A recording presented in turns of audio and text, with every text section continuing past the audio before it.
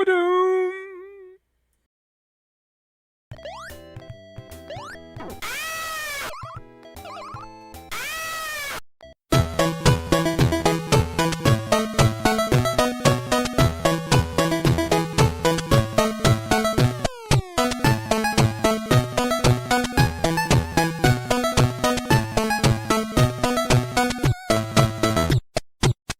Well, welcome to a new day here on Metrotrecica.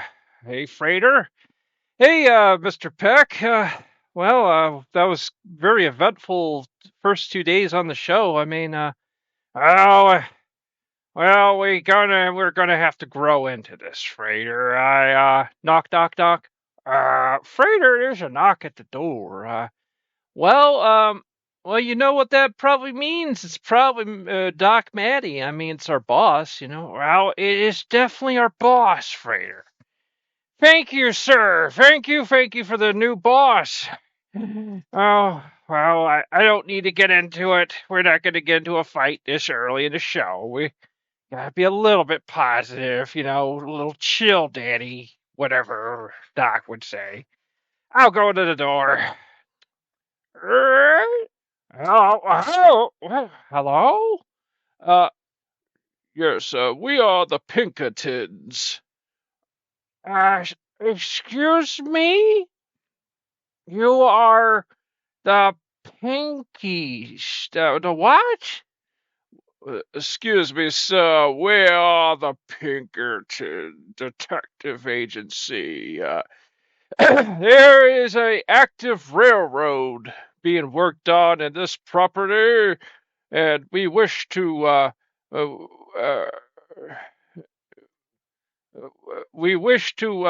we need to see Billy and Poogoppy Adams, who are in charge of this railroad here. Well, actually, oh, jeez, they just walked her into the door, into our property. What's going on? Oh, what's going on? There's a bunch of cowboys walking. Frater, these people claim to be the Pinkertons. Wait, what? But, Mr. Peck, I was just playing pretend. It was just a game we're all playing. Frater, Frater! Don't you not understand? What did Mr. Pettypacker say to you? This is a very unstable dimension, meaning what we create becomes real, Frater. Oh no! Oh no! Oh yes! Oh yes! All right, we got him here. Why am I being grabbed? It's kind of different experience just being grabbed randomly. Oh, these people are grabbing me. Let me go. Let me go. All right. All right. We got Billy and Glenn. Right. All right. We are the Pinkertons. These two are we're gonna get them right back to work on the railroad. And yeah, I remember that. We were working on a railroad. That was kind of fun, but it didn't work out well. Billy, I think these people really want us to keep working on it right now. And first off, we want that Frater H guy right now. What do you mean? But first off, sir, you were impersonating the Pinkerton Detective Agency. This is a very serious matter. Oh no, Mr. Peck, where are they taking me? Oh no, oh no, Frater. I don't know. So they go outside and you know they got Billy and Glenn and they start having Billy Glenn go back to work on the railroad and ding ding ding. All right, okay, we're gonna get the next back on Billy. We're under slave labor. Hey, you never expect anything like this, Pooh. I mean, this is pretty awful stuff. I know. I didn't know the Pinkertons were still around. Frater. Oh man, they got him pinned against a tree or something. They're pissed at him. Wow, folks, what happened was, it wasn't on Metrotrecica. I need to do a little backtracking here because I gotta remember we're on a whole new YouTube channel. if you go over to the old Saturn Garage channel, the one we got banned off of, our old stuff is still there. It was entitled the original Frater versus Retro. We're now just Frater versus Retro here. So what happened was is Billy and Glenn, they decided for fun while Frater was napping and I was just sort of like just relaxing. They decided to start a railroad. It was right after E3. That's right after E3. And they start working on a railroad. And then before you know it, that Frater, he started acting like the Pinkertons. The Pinkertons in history were put in charge in protecting the railroads. What's beyond it? This is the early days of eminent domain, and basically they just sort of kind of took property and whatever just to build the railroads. I mean, it kind of was a necessary evil, because it sort of opened up transportation lines across the country, where before the only transportation line was just being on a horse and wagon to get anywhere, and was kind of a not very good system, But it kind of sucked. Your property went through a potential railroad, that you would be possibly hassled to sell your property for a lot less or something or whatever. And okay, so so basically Frater was just impersonating the Pinkertons, and it was just all good fun. Problem is Frater forgot that we're not in a normal reality. We're in a cyber matrix where basically this was designed on the fly by its creator to kind of house us. It's not stable and it needs to be patched, just like an online MMO. And imagine if the creators don't even have access to be able to log in. So it's just decaying. So now we got real life Pinkertons here, and they're pissed. They don't understand that they're not real. We're technically kind of not real either. Okay, so I hope that I padded enough time, or otherwise the monologue will only be like 3 minutes. Okay. So we got that guy pinned against the tree here. He's in a lot of trouble.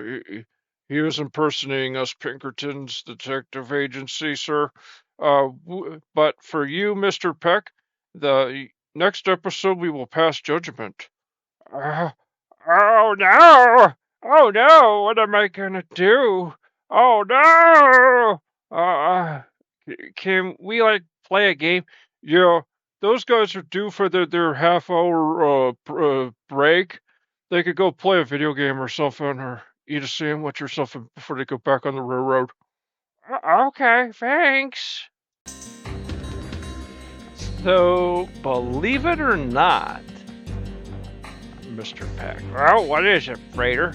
That this is the last part of the Age of Empires 2. Oh my goodness, it's like part 14 or something? Yeah, I know in Metrek everyone's like, so what? You guys have only been playing 3 episodes, so what? And you don't understand that on the other channel before we got banned, we actually would have been going for a couple months actually. Yeah, Frater is very addicted to this. He's so the little guy is just doing some lumber, and it's just some general work, so I gotta also kind of report that in the time that I was doing the commentary of this, I got back into the game. Oh no, hey, did you record the footage? No, I didn't record the footage. Oh, that's good, Frater. Frater, what the hell is this? Frater, this looks like some serious business. Is that you? Yeah, I think we're getting ready to. I think we might be getting ready here soon. Well, no, I don't think that is me, because well, maybe it was. I don't know. So basically, to explain what we're doing here is like what I was doing is I made a more chill game than this is like I usually when I record this I play this on normal, which is a little more crazier and hectic. And you know, there's moments when the computer leaves you alone and then all of a sudden it just attacks you en masse. Like it just sends every army at you, and yeah, it does do that.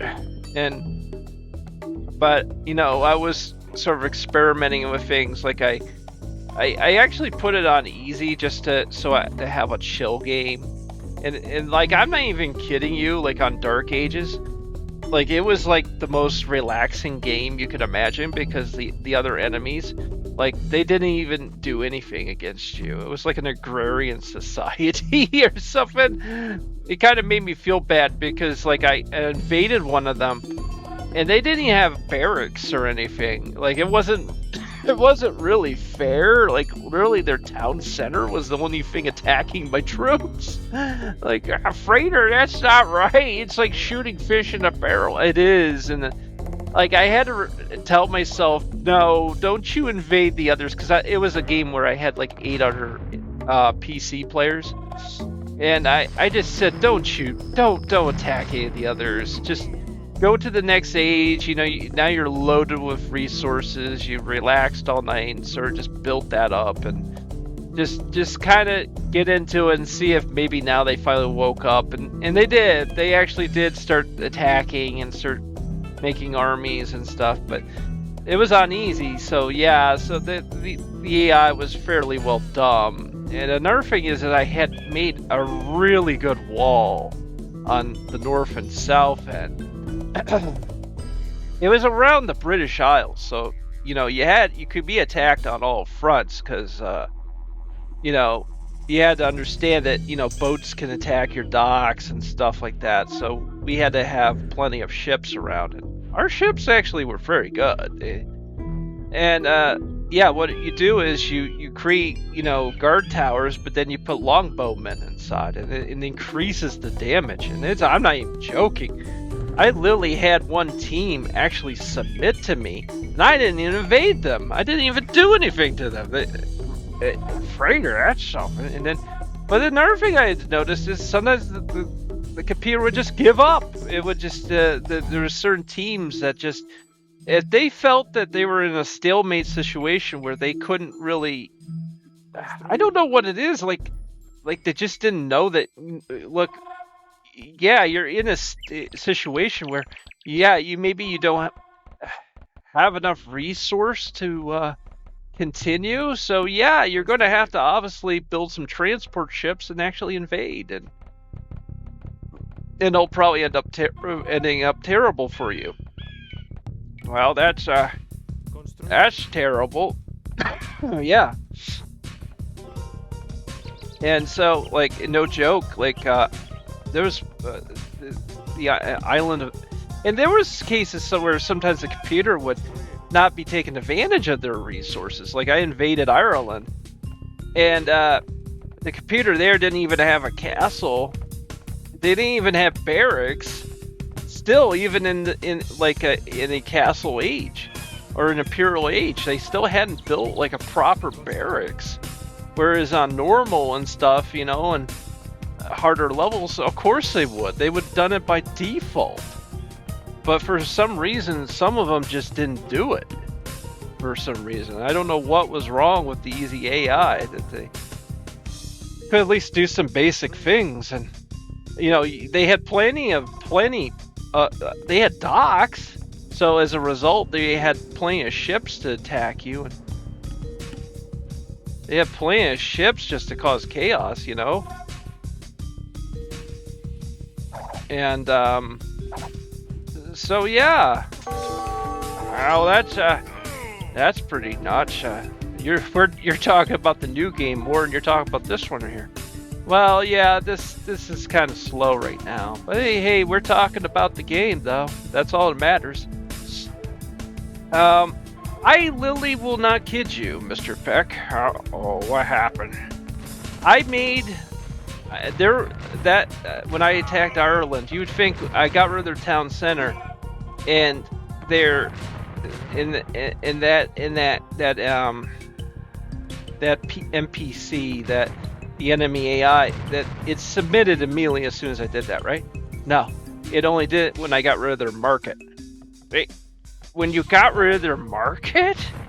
Yeah, I don't know. Why would that be like because without the town center, you can't make any villagers. And if you can't make any villagers, you can't make any barracks. If you can't, you know what I mean? Essentially, you don't got any workers. You don't got anything. So technically, they should have submitted when that was gone. And usually in the past, they do. You gotta understand, there's now like many versions of this game. There's all kinds of like definitive versions and HD versions. Frater, they keep bringing this game back out. They do. Microsoft keeps bringing it out. They keep remastering the graphics, and this version you're seeing here is like a 2013 HD revision. For crying out loud, like, you know, it's not, you know, and really, I'd be honest with you, when I was playing this, I was like, oh my god, it's so much better than the original. No, it's still about the same. This is about the same, you know, maybe the frame rate was like cleaned up a little bit or something, I don't know. Now, but I've seen new definitive versions where it's like, yeah, like they have like a special animated graphics with some of the destruction and stuff. And, well, you got a little bit of a fight going on here, Frater. Yeah, there's a little bit of a fight going on here. Frater, what's your guys doing? They're just well, whatever they're doing, they're winning. They're just kind of like unorganized. Oh, Frater. Well, you know, as long as basically they, you know, as long as they're winning, you know. But Frater, are you fighting like Zulu warriors or something in like a freaking like Scandinavian country or something? It's kind of strange. Oh, you can have all kinds of races fighting each other in any part of the world. I mean, that's which makes it kind of awkward, because if you got like Aztecs dressed in loincloths, they're gonna be kind of chilly, you know. If they're, you know, they should be taking some kind of damage from environmental damage from being in like an environment they're not clothed to handle. No, you got like the Incan pyramids like in the middle of like Norway or something, and it's just kind of all out craziness and stuff. You know, let's see, we got some siege, you know, I got these siege builders ready to go to head over. Sometimes I just get fed up and I just build a wonder. That's how. Yeah, it seems like the computer, like on easy and normal, they don't seem to understand that they could, if you just build a wonder, you basically in 5 minutes you can win the game. And I seem to remember in the old days I used to build the wonders, but I think that again, what it is there's been so many updates to this that basically the game can get very glitched out. So yeah, these siege machines are very, very good to use, because they knock buildings down like super quick, you know. So if you know, so what you do is you send these guys in, the soldiers start attacking that, and then all of a sudden these siege machines just come in and they're just like pummeling everything, you know. I kind of confess the biggest problem I have with like military is that Frater, I think you're getting kind of wiped out there. Yeah, you can see I've done some damage though, but Frater, I don't know. Yeah, but see, we're outnumbered. So yeah, this was really a failed idea. I think what happened was, look, I'm gonna be honest with you. There's people who really defend this game, and they really will say like, oh, the AI is so good actually, and it's like, not in my experience. Sometimes the AI just does things that's against your will. Like it just sort of starts doing things, you know, and so.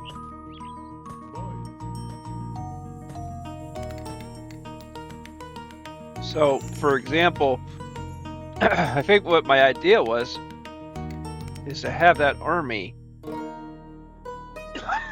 sit south of the city, and then when time comes, bring an army to the north and have them attack simultaneously. That way, it creates a two-front situation for the enemy, and that's not what happened.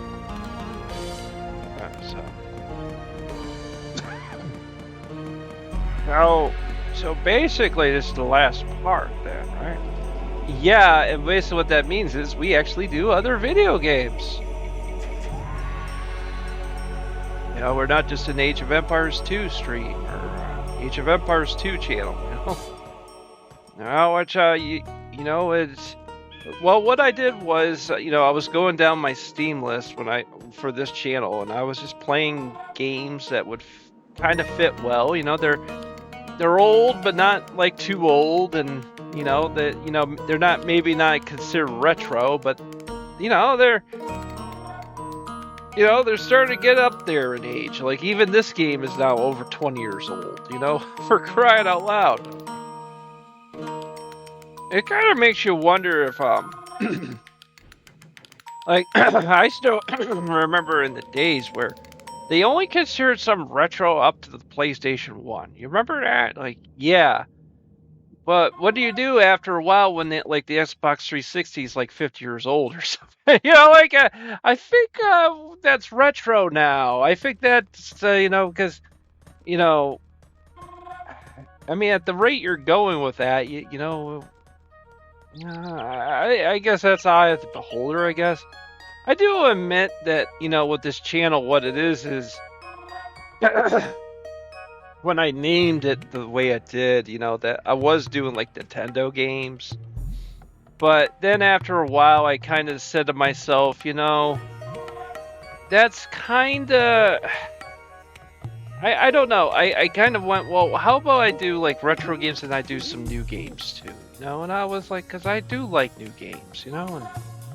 And so I was kind of conflicted, and I hear the bad version of you. That's all he does. He plays nothing but Nintendo games. That would be like, I guess if I really went down a dark road, I guess that would be what I would do, because I would just, because I you know, they always say that variety is the spice of life.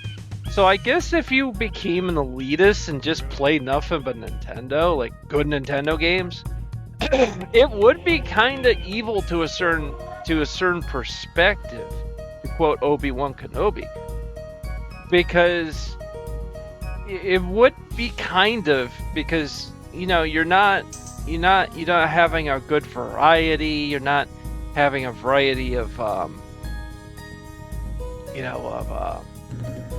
what is it?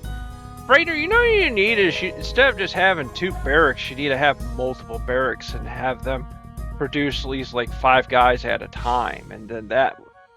Yeah, that's a good call. That's really pretty retarded on my end.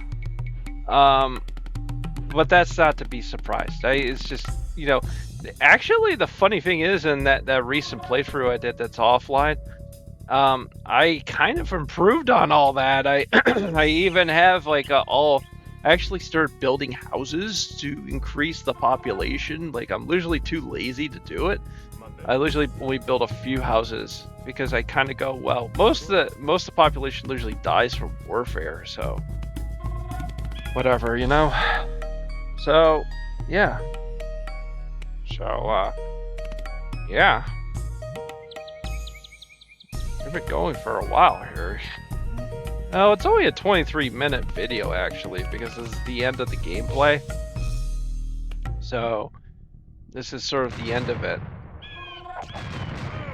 Frater, I really stress it, because you're only, like you can see, you're only adding maybe one or two guys at a time, and you could add so much more if you just had barracks after barracks after barracks. Well, yeah, well, it's kind of like, it's kind of like, yeah, you see all your flaws. That's the only downside of doing this kind of show. Is, especially when you're doing like a strategy game and stuff, you're sort of seeing all your flaws, and it sucks. It kind of sucks because you kind of go, well, crap. Do I make a whole new gameplay and try again to make myself look good, or?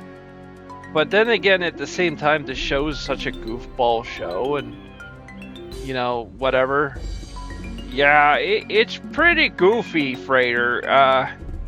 We don't really care, and it's just goofy. So, as a result, you kind of can get away with just playing very haphazardly, and it's like, it's just kind of hard to understand, Yeah, well, it's kind of locale-proof because, see, like, with DSP and guys like him, they take themselves so seriously, and that's really the secret to being a locale. The secret of a locale is what it is like, and then to understand there's some people that it's like they try to mask they're not a locale. And a locale is someone who really takes themselves seriously. Like but then if someone's trying to make fun of them, poke fun at them, it destroys their world. So if you're a comedy show and you effectively nothing is serious about what you're doing, well, then really it's not a bit, it's it kind of helps. It kind of helps you. You're not taking things so damn seriously. But yeah. So basically, then you got some people. They try to make fun of themselves. But then a locale. Remember what I said? They have a tendency to get very offended, and they have a tendency, to just get very offended about things. And so even though if they can try to mask it in a way that they're not like that, usually it'll come out eventually.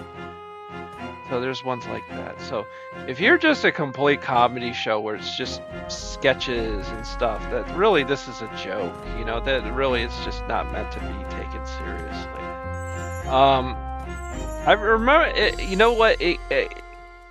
in fact, there's a lot of ways you can actually troll the audience. You can have you're playing Super Mario Brothers and you keep falling into the pit over and over, the first pit. Oh no! Yeah. Yeah. There's a lot of little things you could do, to make it look like you're really bad at the game, but because it does actually kind of hurt the audience when you do that. But I don't do that.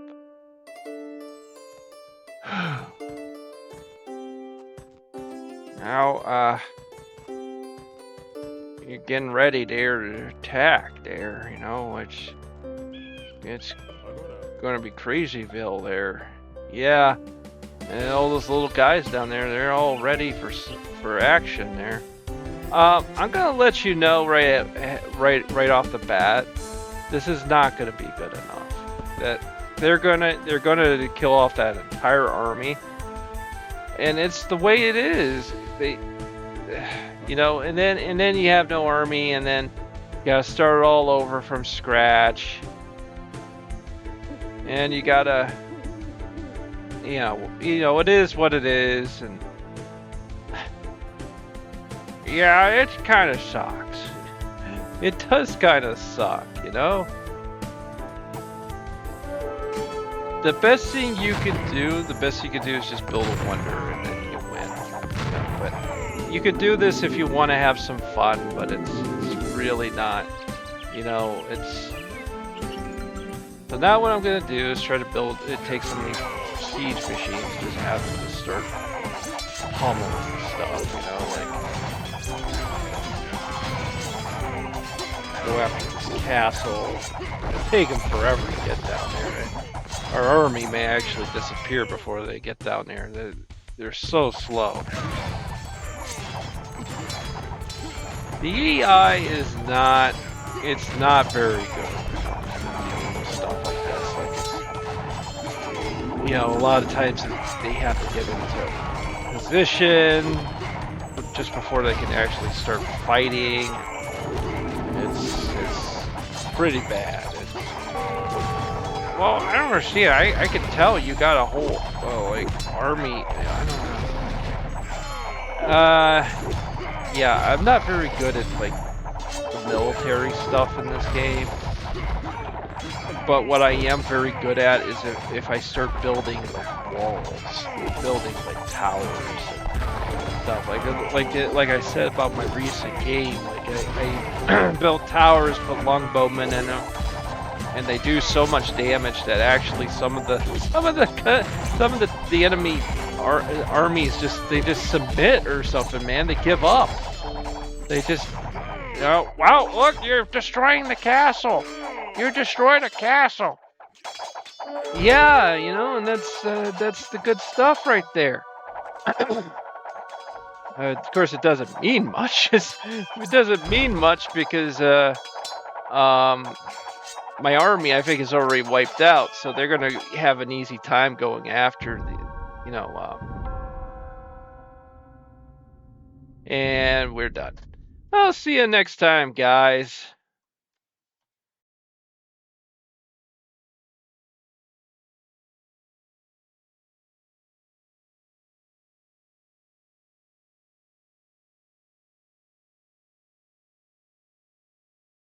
About Sateringrad Production. Welcome to Sateringrad Productions. We specialize in spiritual books, comic books and old public domain books that have long been forgotten. We also have done artwork for war history books and fiction-based works. We recommend our Ethiopic Holy Bible Volume 1 that is quite popular and attempts to bring the Book of Enoch back into the Bible's list of books. The Ethiopic Holy Bible Volume 1 also has a few selections from Josephus, a Jewish historian, and also the book has Jubilee and the Apocrypha, which is also available in Catholic Bibles. Frater, SH, is an esoteric researcher who is out to reveal ancient knowledge, both known and forbidden. Frater, SH, has appeared on Joshua P. Warren's Speaking of Strange, Kevin Smith's show, UFO Show, and Ghost Chronicles International with Ron Clark and Richard Felix, the historian from Most Haunted on the Travel Channel. The Holy Bible Ethiopic Version by Robert Hunter, containing not just the Old Testament but also the Apocrypha and Pseudepigrapha, books that are actually considered as canon by the Ethiopic Church. This is a simulation of what at least part of their Holy Bible would be like, if released in the English language. For this book is not translated from the direct Ethiopic language. This is part 1.